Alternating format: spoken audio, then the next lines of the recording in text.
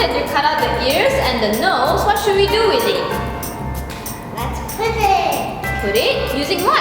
Glue. Let's glue. You can't keep your baby.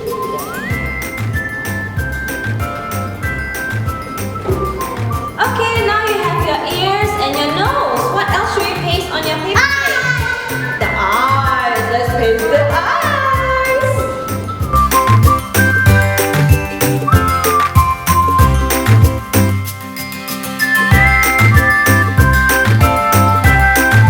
Have you finished your pig?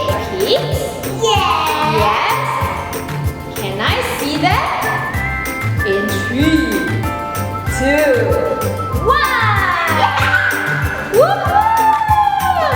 So pretty. But can you tell me what sound does a pig say?